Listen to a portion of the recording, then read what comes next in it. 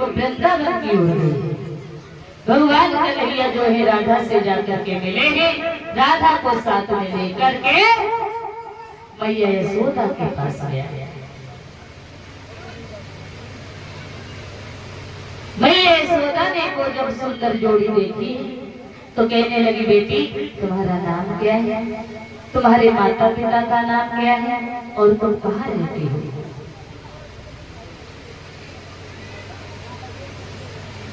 राधा कहने लगी, मेरा नाम राधा है, मैं बरसाने में रहती हूँ, माता का नाम कीर्ति है, पिता का नाम वृषभान है। बहुत प्रेम दर्शाया, भोजन पान करवाया। जब काफी देर तक राधा वहां पर रही है तो मैया यशोदा राधा से कहने लगी, बेटी बहुत समय हो गया है, अब तुम अपने घर जाओ। कन्हैया से कहने लगी, राधा के लिए अपने घर कैसे पहुंचेगी, इसे घर तक भेजाओ। भगवान कन्हैया राधा को लेकर के कीर्ति के पास पहुंचे।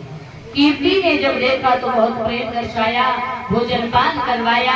जब काफी देर तक भगवान कन्हैया वहां पर रहे तो मैया कीर्ति कहने lagi, बेटा अब तुम अपने घर जाओ। इधर एक दिन गोपियां जो है आपस में बातें करने लगी। शीला कहने लगी, आज कन्हैया हमारे घर आएगा। ललिता कहने लगी, आज कन्हैया हमारे घर आएगा। तब तक वहां पर राधा पहुंच गई। ललिता कहने लगी, राधा कन्हैया कहाँ है? उसी समय तो राधा ने जवाब दिया, भगवान तो हर जगह है, भगवान हर जगह है। जो भी भगवान को प्रेम से बुलाता है वो वापस से जाते हैं कि हरि व्यापक सर्वत्र समाना और प्रेम से प्रकट होई भगवान। भगवान हर जगह है।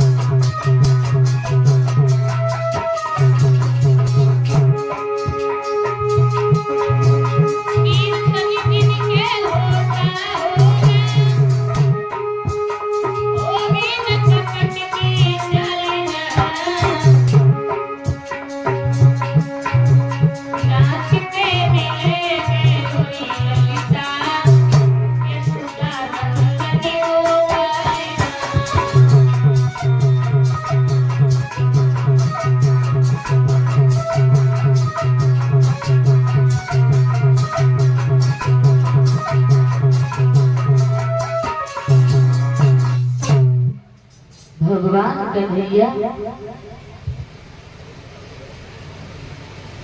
ने चुप करके ये सारी बातें सुन ली तो भगवान श्याम को हंसी आ गई। इधर जब राधा और कन्हैया की नजर से नजर मिली तो राधा जो थी बेहोश होकर के गिर पड़ी।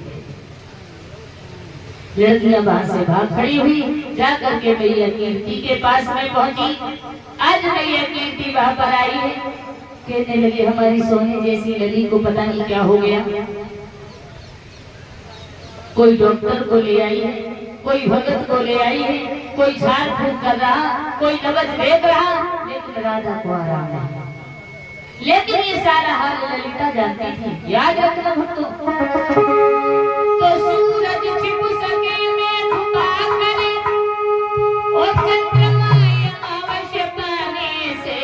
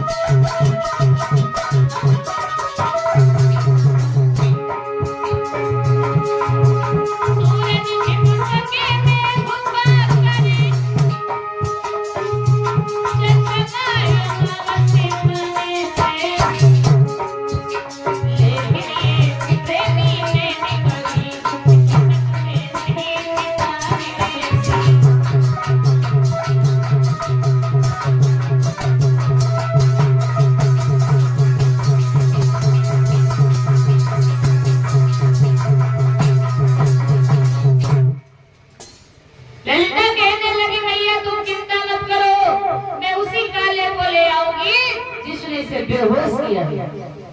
भैया कीर्ति कहने लगी क्या पागल हो? अरे राधा को डसने के बाद पता नहीं कौन से मिल में घुस गया हो।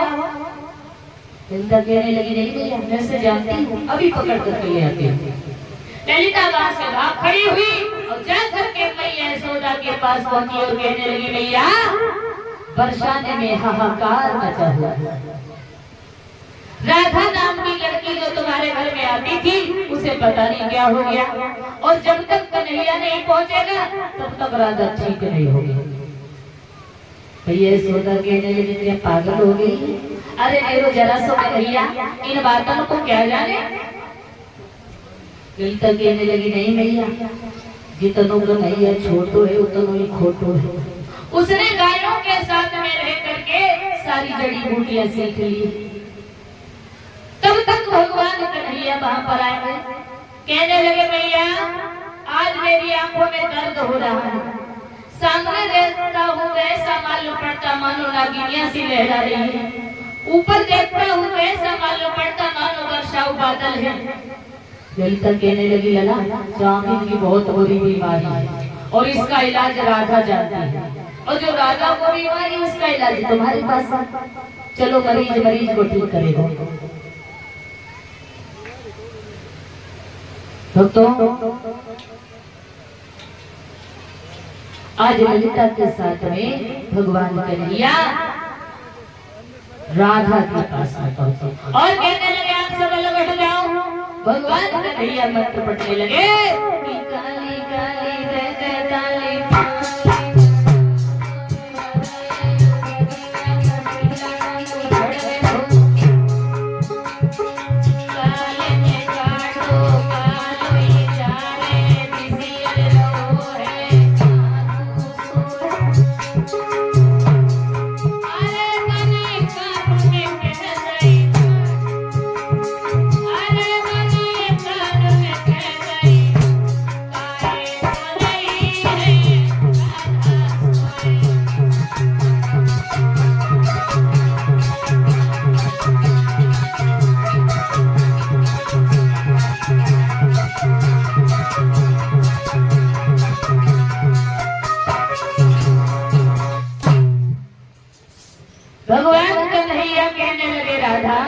राधा ने आंखें खोल दी।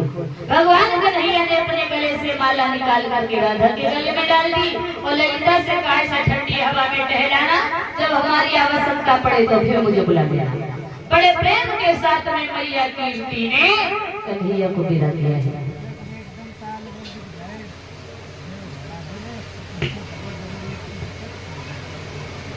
भक्तों आज एक दिन बालाएं जो है तालाब में नदी स्नान बना रही है। भगवान कन्हैया को याद किया तो भगवान कन्हैया वहां पर पहुंचे हैं।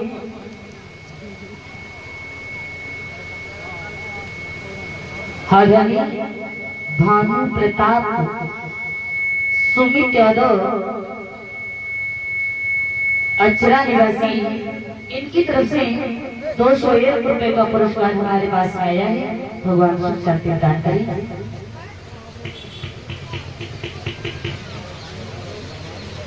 आज भगवान कन्हैया को याद किया तो भगवान कन्हैया वहां पर पहुंचे। जितनी गोपियां थी उतने रूप बनाए भगवान श्याम।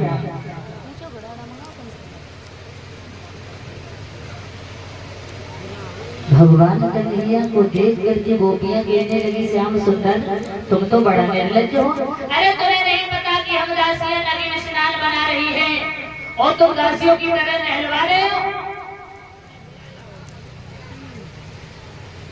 भगवान कहने लगे बैरे गोपियां पहले तो बुला लेती हो फिर बाद में निर्लज्ज बताती हो। इसका जवाब मैं तुम्हें कल दूंगा। सवेरा हुआ फिर गोपियां स्नान बनाने के लिए गई। भगवान कन्हैया को याद किया तो भगवान कन्हैया वहां पर फिर पहुंच गए।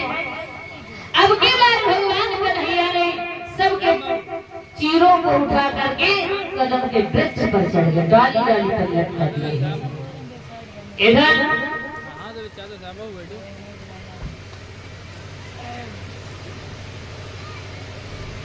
गोपियों ने देखा कि चीर ही नहीं, सर्दी का महीना है, बहुत तेज सर्दी लग रही। एक गोपी कहने लगी, उस कन्हैया के अलावा और कोई काम नहीं कर सकता है। पता नहीं उसने हमारे चीरों को कहां पर छुपाया।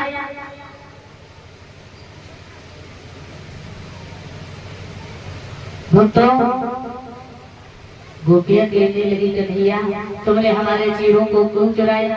अरे हम तो तुम्हारे प्रेम के पुजारी हैं, तुम तो हमारे सर्वस्व की चोरी कर लिए थे। उसी समय भगवान कन्हैया ने अपनी बंसी बजानी शुरू कर दी। गोपियों ने देखा कि कदम के वृक्ष पर वस्त्र टंगे हुए, दोनों हाथ जोड़ करके कहने लगे, कन्हैया हमारे चीर हमें दे दो। भगवान कन्हैया कहने लगे, ऐसे नहीं, पहले जल से बाहर आ जाओ, इसके बाद में हम तुम्हारे चीर तुम्हें देंगे। गोपियां जो है गुप्त अंगों को ढक करके बाहर निकली, कहने लगी, श्याम सुंदर जैसा आपने कहा था वैसा मैंने किया, अब हमारे चीरों को हमें दे दो। भगवान कन्हैया कहने लगे, अब भी नहीं, पहले आप दोनों हाथ जोड़ करके सूर्य भगवान को प्रणाम करो, इसके बाद में चीर मिलेगी। गोपियों ने दोनों हाथ जोड़ करके सूर्य भगवान को प्रणाम किया। भगवान कन्हैया ने चीर को फेंक दिया।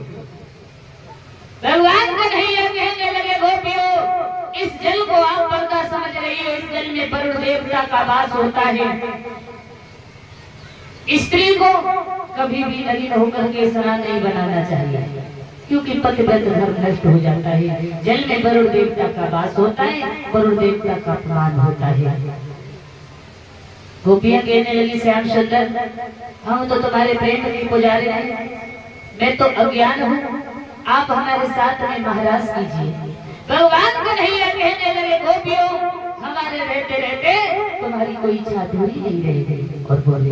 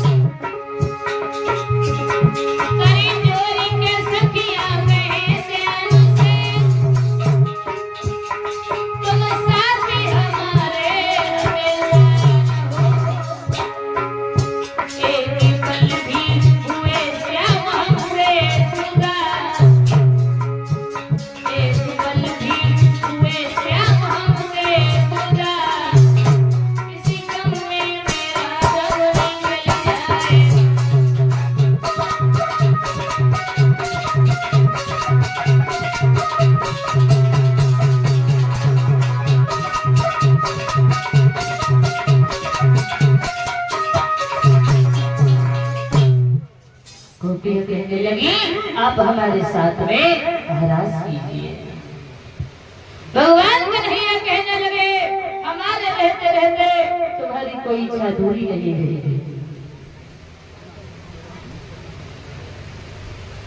हरियाणी श्रीमान धर्मपाल राजपूत सदस्य ग्राम पंचायत दनियापुर निवासी, इनकी तरफ से 51 रुपए का पुरस्कार हमारे पास में आया है। भगवान सुख शांति प्रदान करें।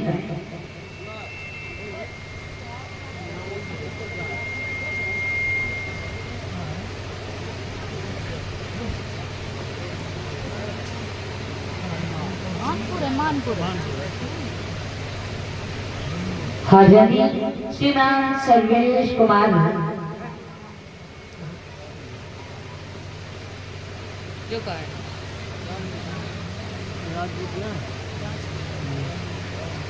राजपूत मानपुर निवासी, प्रधान जी की तरफ से ये 251 रुपए का पुरस्कार हमारे पास में आया है। भगवान सुख शांति प्रदान करें और इनकी हर मनोकामना पूर्ण होती रहे। धन्यवाद।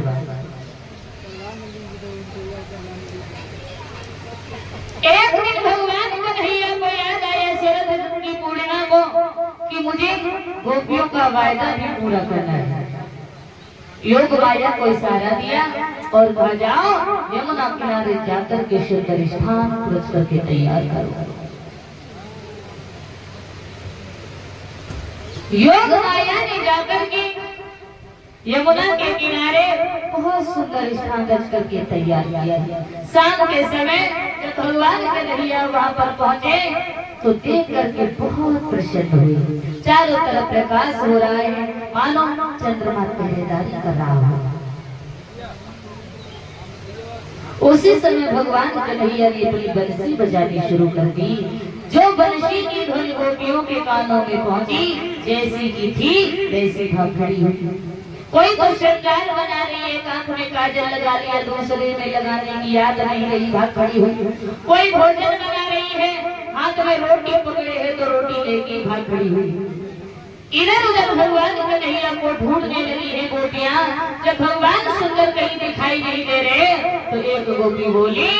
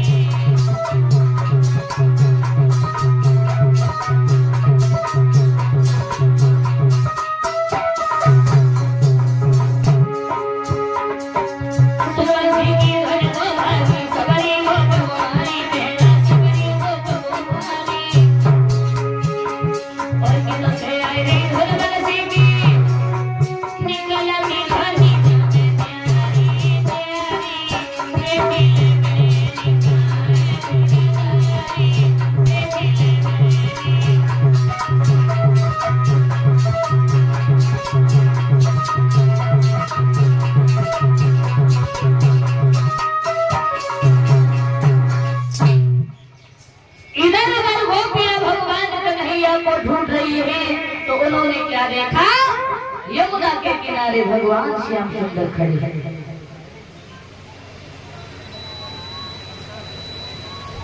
भगवान कन्हैया के पास में गोपियां पहुंची। भगवान कन्हैया कहने लगे गोपियों यहाँ क्यों आई हो, लौट जाओ।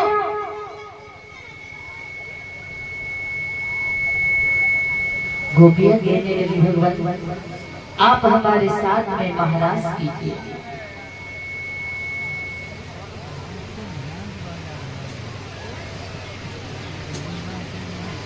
भगवान कन्हैया कहने लगे वो वक्त नहीं है, चली जाओ यहाँ से। गोपियाँ कहने लगी बिल्कुल नहीं, आप हमारे साथ में महाराज कीजिए। भगवान कन्हैया सोचने लगे गोपियाँ अब नहीं मानेगी।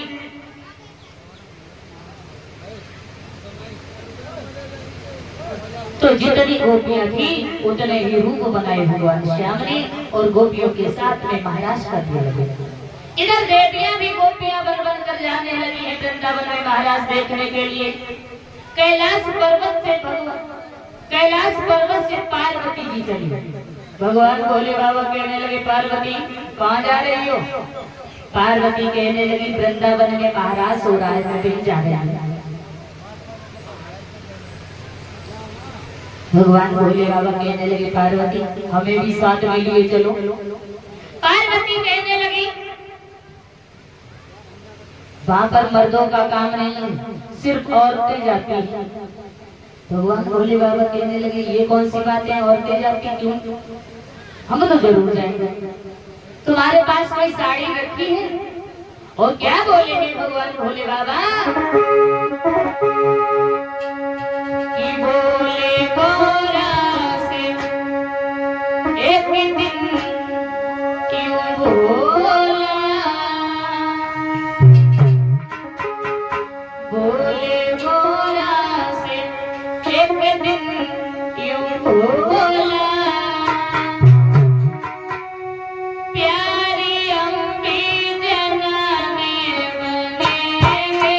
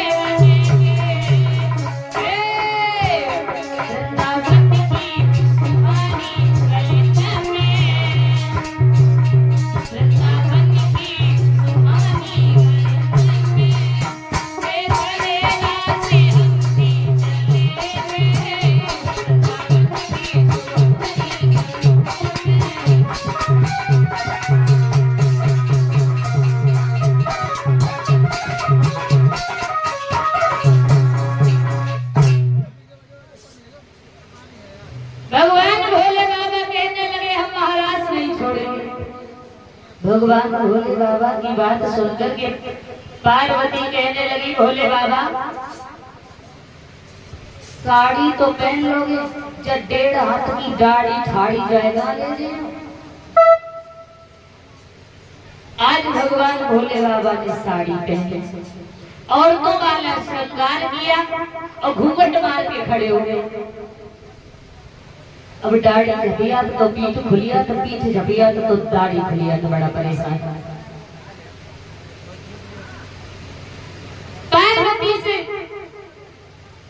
पार्वती समझा रही भोले बाबा तुम मत जाओ, वो भी है तुम्हें पहचान लेगी, बड़ी बदनामी होगी हमारी, और ज्यादा करें तो हम हो गए। भोले बाबा कहने लगे तुम मत जाओ, लेकिन हम जरूर जाएंगे, महाराज नहीं छोड़ेंगे। आगे आगे पार्वती जा रही है, पीछे से भगवान भोले बाबा। महाराज ने घुस भी नहीं पाए, एक गोपी ने रोक लिया। क्यों, कहाँ से आई हो, क्या नाम है तुम्हारे पति का? अब पार्वती चुपचाप खड़ी। पार्वती सोचने लगी हम अपना तो परिचय दे देंगे, हमारे पीछे खड़े का परिचय क्या देंगे। गोपी कहने लगी बोलो बोलो कहाँ से आई हो? पार्वती जी कहने लगी तुमने पहचान नहीं पाया? अरे मैं कैलाश पर्वत से आई हूँ, शंकर जी की पत्नी। हाँ जाओ अंदर। पार्वती तो अंदर चली गई, भगवान भोले बाबा को रोक लिया।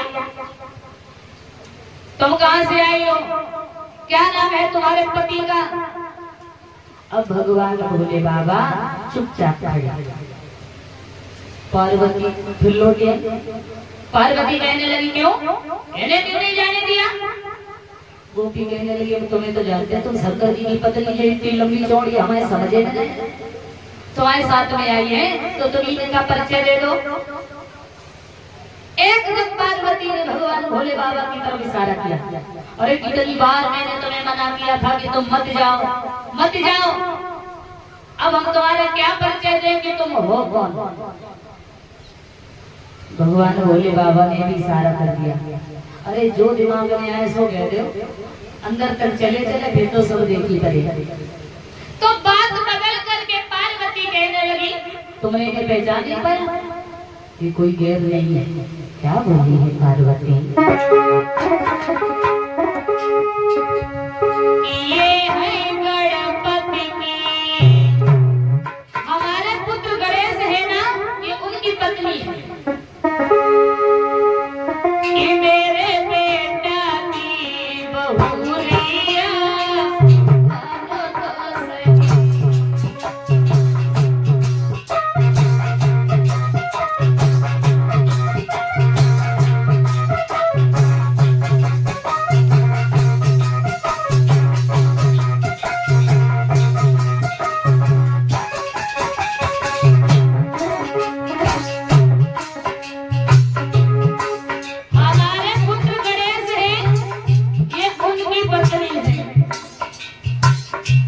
गोपी कहने लगी, इसका मतलब ये है कि गणेश की शादी हो गई। पार्वती कहने लगी, और क्या अब कितने दिन हुए। जवाब दिया पार्वती ने, कुछ दिन पहले लला की घर में करी सगाई।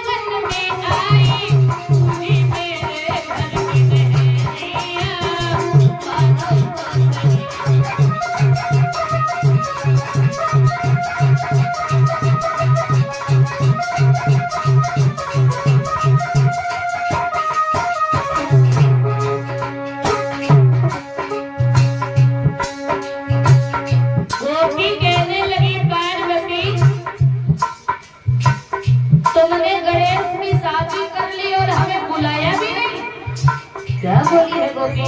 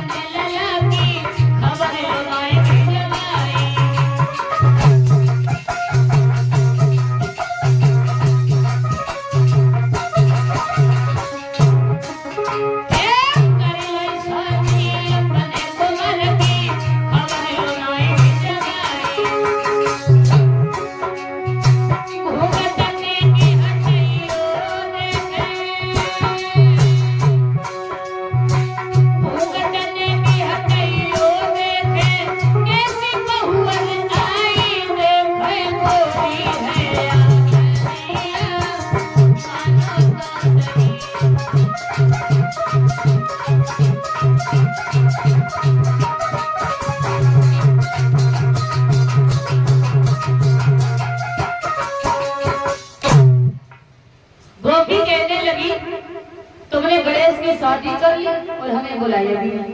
चलो कोई बात नहीं, पार्वती एक काम करो, अब जब तुम यहाँ तक आई गई हो तो हमें गणेश की पत्नी दिखाई दे, देखें हम देख ले गणेश की पत्नी कैसे। पार्वती सोचने लगी अब क्या करें, तो बात बदल के पार्वती जी बोली, क्या अच्छा हम तुम्हारे घर में आए तो गणेश की पत्नी देखोगी? ऐसे नहीं, अरे कैलाश पर्वत पे आना, वहीं मैं गणेश की पत्नी दिखाऊंगी। भगवान भोले बाबा का हाथ पकड़ा, अंदर खींच लेगी।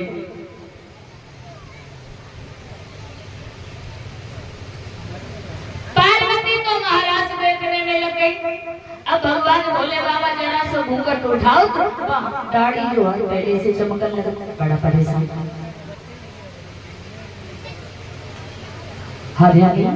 शैलेंद्र यादव, मिलन यादव, फ्यूरिया निवासी इनकी तरफ से ये 201 रुपए का पुरस्कार हमारे पास आया है।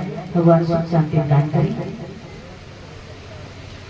भगवान भोले बाबा ने एक बार जरा से घूंघट उठाए के देखो क्या कि कन्हैया जो है गोपियों के हाथ में हाथ डाल करके नाच रहा, एकदम घूंघट मार के बैठे। सोचने लगे कि जब करिया में तो बड़े बड़े वाले,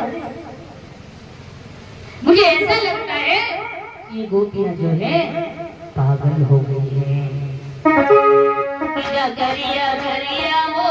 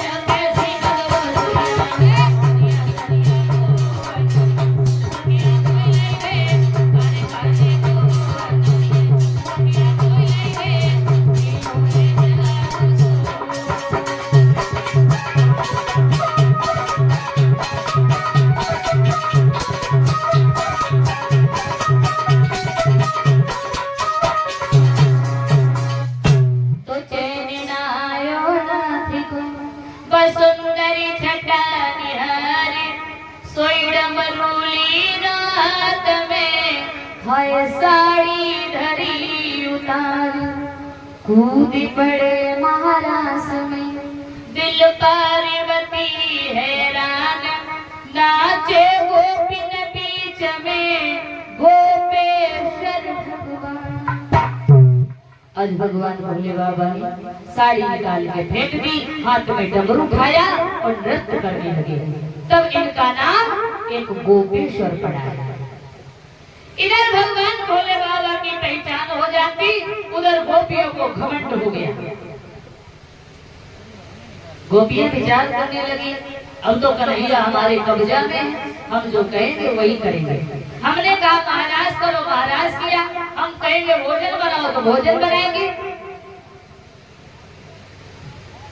घमंड दूर करने के लिए भगवान कन्हैया जो है उनका ध्यान हो गए। अब तो गोपियां रोने लगी, चिल्लाने लगी हैं, इधर उधर भगवान कन्हैया को ढूंढने लगी हैं। अत्यंत दुखी देखा भगवान कन्हैया ने गोपियों को, वहां पर प्रकट हुए हैं, महाराज किया। महाराज करने के बाद सभी वृंदावन वापस लौट गए।